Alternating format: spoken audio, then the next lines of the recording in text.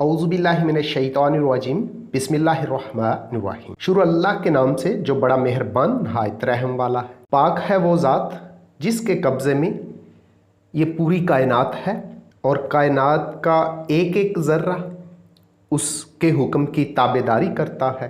तो प्यारे बच्चों, आप लोग कैसे हैं? आज हम जो लेक्चर करने जा रहे हैं वो फ़िज़िक्स क्लास 10 और इसका चैप्टर नंबर 12 है जी। चैप्टर नंबर 12 है ज्योमेट्रिकल ऑप्टिक्स। तो आज इस चैप्टर के हम MCQs कंप्लीट करेंगे। डियर स्टूडेंट्स, तो असल टॉपिक की तरफ जाने से पहले ना मैं आपकी तवज्जो एक अहम पॉइंट की तरफ दिलाना चाहता हूँ। वीडियो के अंदर आपके सामने एक नोट लिखा हुआ नज़र आ रहा है जिसमें मैंने लिखा, अजीज़ तलबा, मैं आज जब unit 12 physics class 10 geometrical optics के MCQs यूट्यूब पर लोड करने लगा तो मैंने सोचा क्यों ना एक दफ़ा हमदर्द वालों की जो गाइड है, जो उन्होंने बुक बनाई हुई है, हेल्पिंग बुक, देख लूँ। तो डियर स्टूडेंट्स, जब मैंने उसको स्टडी किया तो जो उर्दू मीडियम के MCQs हैं हमदर्द वालों की गाइड बुक पर लिखे हुए, उसका MCQs नंबर 2 वो गलत पाया गया। और जो इंग्लिश मीडियम के लिए उन्होंने बनाई है गाइड, उस पर जब मैंने MCQs को देखा तो MCQs नंबर 2 और MCQs नंबर 4 ये भी गलत पाए गए। बाकी फिर इन गलतियों का क्या करना है, आप चूँकि इन गाइड बुक्स को पढ़ते हैं और यहाँ से ही अपना सबक तैयार करते हैं ज़्यादातर बच्चे, तो इन गलतियों का क्या करना है आपने सोचना है और फिर आपने ही फैसला करना है। तो प्रूफ के तौर पे मैं आपको ये दिखाए भी देता हूँ। तो बच्चों, आप अपने सामने देख सकते हैं कि MCQs नंबर 2 के अंदर -7.5 सेंटीमीटर इन्होंने दुरुस्त किया हुआ है, हालांकि जब कैलकुलेट किया जाए तो ये गलत है। और फिर चौथा MCQs, उसका आंसर इन्होंने -4.1 निकाला हुआ है, जब ये भी कैलकुलेट किया गया और साथियों से डिस्कस की गई तो ये भी गलत पाया गया है। तो इन्होंने जो जवाब लिख छोड़े हैं ये भी देख लें जी। दूसरे MCQs के लिए इन्होंने -7.5 सेंटीमीटर लिखा हुआ है और चौथे के लिए इन्होंने -4.1 लिखा हुआ है। ये दोनों ही जब हल किए गए तो दोनों जवाबात ही गलत पाए गए हैं। अब उर्दू मीडियम की तरफ आएँ तो जो दूसरा MCQs है उसका जवाब इन्होंने जो पीछे लिखा हुआ है अपनी बुक में वो -15 सेंटीमीटर है। जब इसको कैलकुलेट किया गया, हल किया गया तो ये भी गलत आता है। तो वाकई ये गलत है। तो इसका भी मैंने जवाब जो इनकी बुक पे है वो देख लें। इन्होंने ये देखें जी, इन्होंने जवाब में लिखा हुआ है -15 सेंटीमीटर। दूसरे MCQs का जो जवाब है ये भी गलत है। जब हमने इसको भी कैलकुलेट किया तो ये भी गलत साबित हुआ है। इसलिए आगे जो मैं आपके लिए MCQs करने लगा हूँ ना, तो उनको देखते हुए आपने इन गलतियों को दूर कर लेना है। चले फिर फिज़िक्स का जो चैप्टर नंबर 12 है क्लास 10 ज्योमेट्रिकल ऑप्टिक्स, उसके MCQs शुरू करते हैं। हर MCQs को अच्छी तरह पढ़ा जाएगा और फिर जो 4 ऑप्शन हैं उनको भी पढ़ा जाएगा और जो जवाब दुरुस्त होगा उस पर निशान लगा दिया जाएगा। तो डियर स्टूडेंट्स, वो MCQs जो कि हल करके बताने वाले हैं वो हल करके आपको बताए जाएंगे और जो भी दुरुस्त जवाब होगा फिर उसी पर ही निशान लगाया जाएगा। तो सबसे पहले लिखा हुआ है 12.1, दिए गए जवाबात में से दुरुस्त जवाब का इंतखाब करें। लिखा हुआ है नंबर 1 के अंदर, रोशनी की रिफ्रैक्शन के दौरान मंदरजा झैल में से कौन सी मिकदार तब्दील नहीं होती। रोशनी की रिफ्रैक्शन क्या होती है? जब रोशनी एक मीडियम से दूसरे में जाती है ना तो वो अपना रास्ता बदल लेती है। के दौरान मंदरजा झैल में से कौन सी मिकदार तब्दील नहीं होती। तो नीचे 4 ऑप्शन लिखे हुए हैं। नंबर 1 में अलिफ में लिखा हुआ है इसकी सिम्मत, बे में लिखा हुआ है इसकी स्पीड, जी में लिखा हुआ है इसकी फ्रीक्वेंसी और दाल में लिखा हुआ है इसकी वेवलेंथ। तो जो दुरुस्त जवाब है ना इसका वो है इसकी फ्रीक्वेंसी। तो जब रोशनी एक मीडियम से दूसरे में दाखिल होती है और रोशनी की रिफ्रैक्शन होती है तो रोशनी की जो फ्रीक्वेंसी होती है ना वो चेंज नहीं होती। तो ऑप्शन जीम में लिखा हुआ है, इसलिए जी को हम सर्कल कर देंगे। MCQs नंबर 2 है जी, एक कन्वर्जिंग मिरर। एक कन्वर्जिंग मिरर। तो स्टूडेंट्स, कन्वर्जिंग मिरर क्या होता है? ये एक ऐसा स्फेरिकल मिरर होता है जब रोशनी की पैरेलल रेज इस पर पड़ती हैं ना, किसके? प्रिंसिपल एक्सिस के। तो ये मिरर उन शुआओं को एक जगह पे इकट्ठा कर देता है और रियल इमेज बनाता है, रियल फोकस बनाता है, इसलिए इसको कन्वर्जिंग मिरर कहते हैं। तो MCQs के अंदर, सवाल के अंदर, एक कन्वर्जिंग मिरर का रेडियस 20 सेंटीमीटर है। रेडियस क्या है? 20 सेंटीमीटर है। ये मिरर 30 सेंटीमीटर के फासला पर एक रियल इमेज बनाता है। तो क्या है? इमेज का फासला कितना है? 30 सेंटीमीटर है, और चूंकि रियल जो इमेज है वो रियल है, तो क्यू की कीमत प्लस आएगी। तो मालूम क्या करना है? जिस्म का फासला क्या होगा? कन्वर्जिंग मिरर का रेडियस दे दिया गया है, इससे हम मिरर की फोकल लेंथ मालूम करेंगे। मिरर से रियल इमेज का फासला 30 सेंटीमीटर है, क्यू को हम 30 सेंटीमीटर लिखेंगे और प्लस लिखेंगे क्योंकि इमेज रियल है। जिस्म का फासला ये P होता है, ये हमने मालूम करना है जी। तो स्टूडेंट्स, जो कि मैंने कहा था, जो न्यूमेरिकल टाइप MCQs होंगे वो मैं आपको हल करके बताऊंगा। तो यहाँ मिरर का रेडियस ऑफ कर्वेचर कितना है? 20 सेंटीमीटर। अब फोकल लेंथ बराबर होती है रेडियस बटे 2, मिरर का रेडियस R बटे 2। तो F बराबर है R बटे 2। R 20 है, 20 को 2 पे डिवाइड किया, तकसीम करते हैं ना जब, तो 2 10 20 10 सेंटीमीटर। तो फोकल लेंथ कितनी आ गई है? 10 सेंटीमीटर आ गई है। क्यू कितना दे रखा है उसने? मिरर से इमेज का फासला 30 सेंटीमीटर है, तो क्यू 30 सेंटीमीटर लिख दिया। चूंकि इमेज जो बनता है रियल बनता है, इसलिए क्यू के साथ कोई साइन नहीं, मतलब ये प्लस है। तो फिर हमने मालूम क्या करना है? P। तो फार्मूला, वैसे तो जो हमने फार्मूला पीछे सबके अंदर पढ़ा है वो है 1/F बराबर 1/P प्लस 1/Q। लेकिन इसी फार्मूले को एलसीएम लेके, ज़ुआदाफिया लेके सादा करें तो ये बन जाता है F बराबर है PQ/P प्लस Q। तो कीमतें दर्ज करते हैं जी हम। गौर करें तो F की जगह हम 10 लिखेंगे, लिख दिया। ये P plus Q right side पे डिवाइड कर रहा है ऊपर वाली रकम PQ को, दूसरी तरफ F की तरफ जाके ये F के साथ मल्टीप्लाई हो जाएगा, ज़रब हो जाएगा। 10 ज़रब यानी multiplied by P plus Q बराबर, ये PQ ऊपर रह गया, राइट साइड पे रह गया, तो P उसी तरह मालूम करना है हमने, और Q 30 है, ये लिख दिया। अब क्या करेंगे? इस 10 को, इस 10 को अंदर मल्टीप्लाई करेंगे, 10 को P से मल्टीप्लाई करेंगे, Q से मल्टीप्लाई करेंगे, और ये क्या हो जाएगा? 30P 30P हो जाएगा।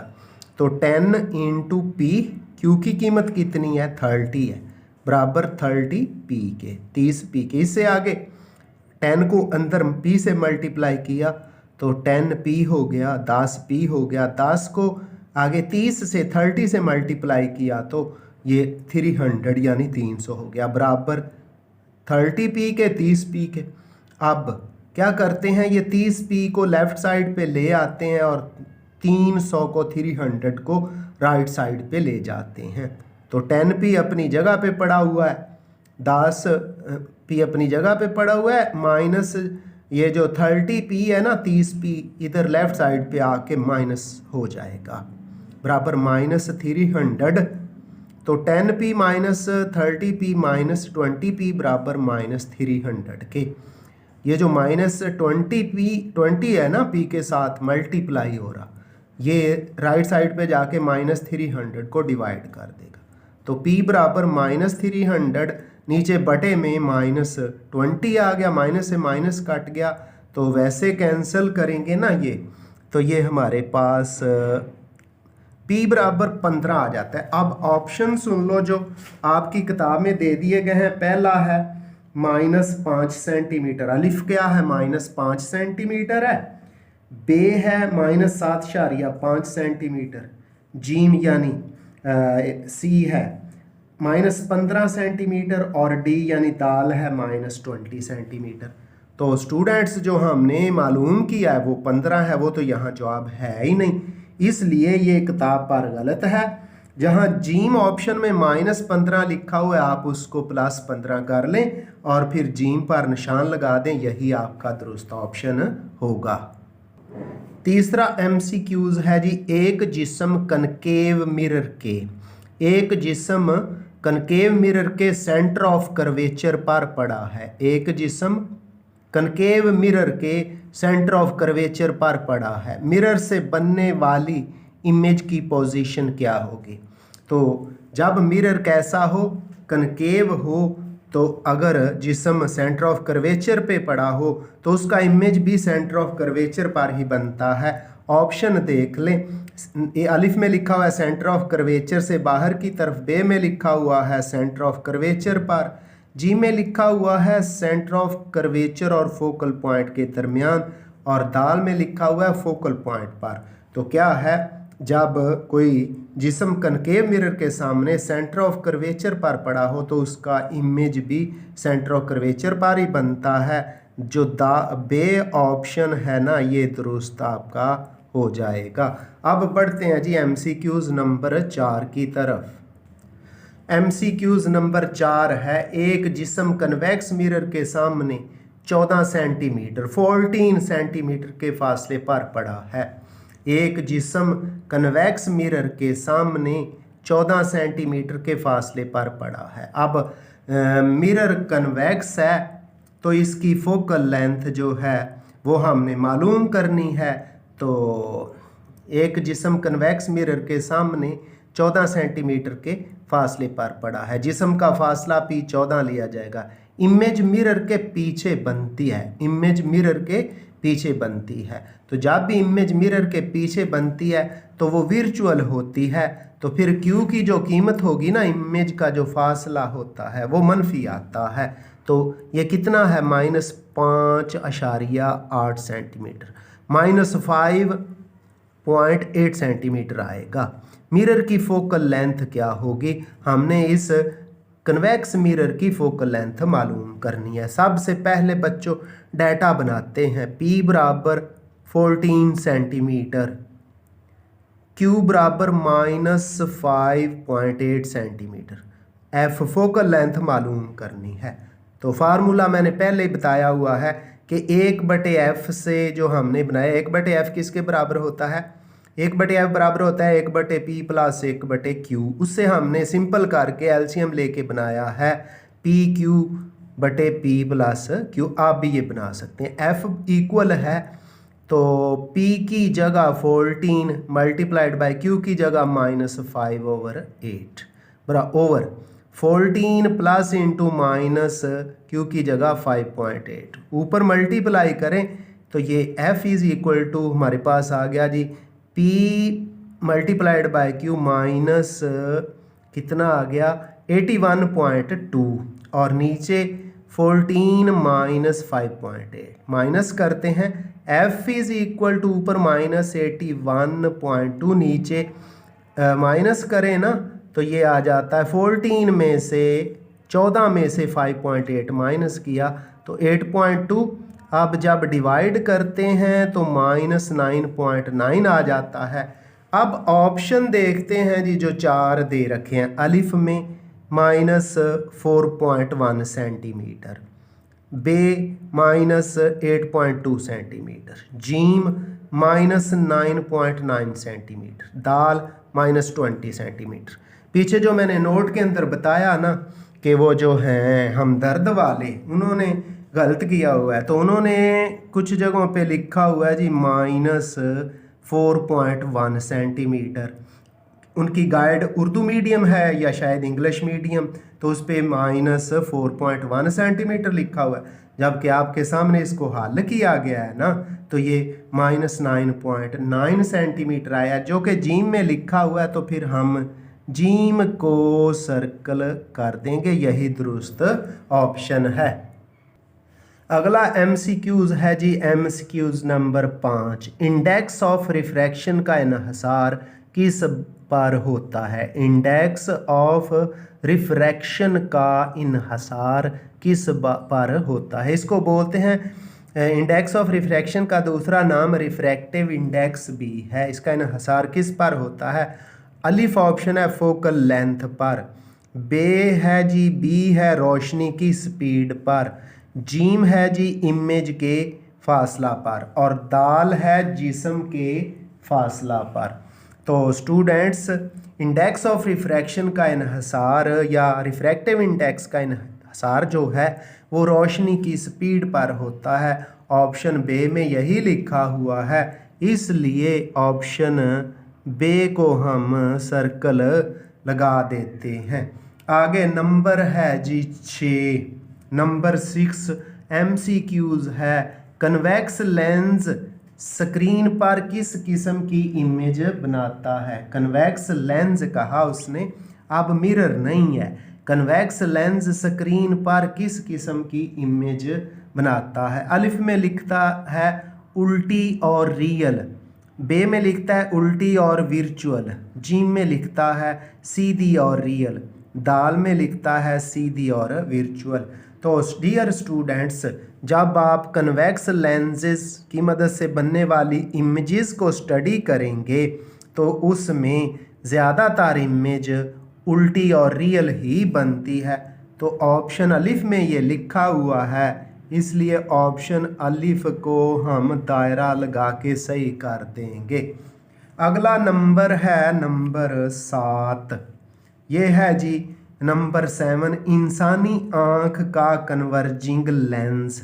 ये भी कन्वेक्स लेंस ही होता है, इसका दूसरा नाम क्या है? कन्वेक्स लेंस है। इंसानी आँख का कन्वर्जिंग लेंस दूर के जिस्म की किस किस्म की इमेज बनाता है? इंसानी आँख का कन्वर्जिंग लेंस दूर के जिस्म की किस किस्म की इमेज बनाता है? तो ऑप्शन लिखे हुए हैं, अलिफ में है रियल सीधी जिस्म की जिसामत के बराबर, ये तो सही नहीं है। बे रियल उल्टी और बहुत छोटी, ये दुरुस्त है। जीम में लिखा हुआ है विर्चुअल सीधी और बहुत बड़ी नहीं बनाता, ये भी गलत हो गया। दाल में लिखा हुआ है रियल उल्टी और बहुत बड़ी, ये भी सही नहीं है क्योंकि इमेज छोटी बनती है, रियल बनती है और उल्टी बनती है। बे में लिखा हुआ, इसलिए बी के गिर्द सर्कल हमने लगा दिया है, बे के गिर्द दायरा लगा दिया है। MCQs नंबर 8 है बच्चों। तो बच्चों MCQs नंबर 8 में लिखा हुआ है कैमरा में जो इमेज बनती है वो होती है। कैमरा के अंदर यानी कैमरा जो इमेज बनाता है वो होती है। तो ना MCQs के जो 4 ऑप्शन हैं वो पढ़ने से पहले सुन लो। ऊपर हमने एक MCQs आँख से मुतल्लिका पढ़ा है, उसके अंदर जो हमारा दुरुस्त जवाब था वो था जी रियल उल्टी और बहुत छोटी। तो कैमरे का लेंस बच्चों और जो हमारी आँख है एक ही तरह से इमेज बनाते हैं, इसलिए कैमरा भी रियल उल्टी और बहुत छोटी इमेज बनाएगा। तो अलिफ में लिखा हुआ है रियल उल्टी और बहुत छोटी, यही दुरुस्त है, लेकिन बाकी को पढ़ लें। बे में लिखा हुआ है विर्चुअल सीधी और बहुत छोटी। जी में लिखा हुआ है विर्चुअल सीधी और बहुत बड़ी तो बनाता नहीं है। दाल लिखा हुआ है रियल उल्टी और बहुत बड़ी, तो ये बहुत बड़ी नहीं बल्कि बहुत छोटी इमेज बनती है। ऑप्शन अलिफ में लिखा हुआ है ये, इसलिए ऑप्शन अलिफ को हम दायरा लगा के दुरुस्त कर देते हैं, सही कर देते हैं। आगे बच्चों नंबर 9 है जी। 9 में लिखता है अगर ग्लास से रोशनी की रे हवा की सतह से इस तरह टकराए, अगर ग्लास से रोशनी की रे हवा की सतह से इस तरह टकराए कि उसका इंसिडेंट एंगल क्रिटिकल एंगल से बड़ा हो तो रे होगी। रे मीन लाइट की, रोशनी की जो रे बनती है, शुआ है, वो होगी। कैसी होगी? अलिफ जुज में लिखता है सिर्फ रिफ्रैक्ट होगी, सिर्फ रिफ्लेक्ट होगी। जीम कुछ रिफ्रैक्ट और कुछ रिफ्लेक्ट होगी। दाल में लिखता है सिर्फ डिफ्रैक्ट होगी। तो बच्चों सुन लो, जब रोशनी किसी दूसरे मीडियम से हवा में जा रही हो तो इंसिडेंट एंगल क्रिटिकल एंगल से बड़ा हो जाए तो फिर रोशनी टोटली रिफ्लेक्ट हो जाती है। तो यहाँ हम लिखेंगे सिर्फ रिफ्लेक्ट होती है, क्योंकि रोशनी शीशे से हवा में जा रही है। तो ये जो सिर्फ रिफ्लेक्शन होता है जिसको टोटल इंटरनल रिफ्लेक्शन भी कहते हैं। तो बे में लिखेंगे, सिर्फ बे वाला निशान लगाएंगे, सिर्फ रिफ्लेक्ट होती है। अच्छा बच्चों, आज के लेक्चर का आखिरी MCQs है नंबर 10। रोशनी की रे जब पानी से हवा में दाखिल होती है। ये भी ऊपर वाले जैसा ही कुछ लग रहा है। रोशनी की रे जब पानी से, अब ग्लास की जगह शीशे की जगह पानी आ गया है, तो पानी भी दूसरा मीडियम है, हवा से डेंसर है। रोशनी की रे जब पानी से हवा में दाखिल होती है तो उसका क्रिटिकल एंगल 48.8 डिग्री यानी 48.8 डिग्री है। इसका मतलब है कि रोशनी की तमाम रेज जिनका एंगल ऑफ इंसिडेंस इस एंगल से बड़ा होगा वो अलिफ जज़ब हो जाएंगी, मुकम्मल तौर पे रिफ्लेक्ट होंगी, मुकम्मल तौर पर रिफ्लेक्ट होंगी। जीम उनका कुछ हिस्सा रिफ्लेक्ट और कुछ हिस्सा ट्रांसमिट होगा। दाल में लिखता है मुकम्मल तौर पे ट्रांसमिट होंगी। तो बात तो ऊपर वाले MCQs जैसी है। यहाँ क्रिटिकल एंगल 48.8 डिग्री है, तो इंसिडेंट एंगल इससे बड़ा हो जाएगा, तो टोटली रोशनी रिफ्लेक्ट होगी। ऑप्शन बे में लिखा हुआ है मुकम्मल तौर पे रिफ्लेक्ट होगी, इसलिए ये बे ऑप्शन ही दुरुस्त है और इसी के गिर्द दायरा लगा देना है। तो स्टूडेंट्स, आइंदा आपसे नए लेक्चर के साथ मुलाकात होगी। मुझे मोहम्मद अब्बास को दीजिए इजाज़त। अल्लाह हाफिज़।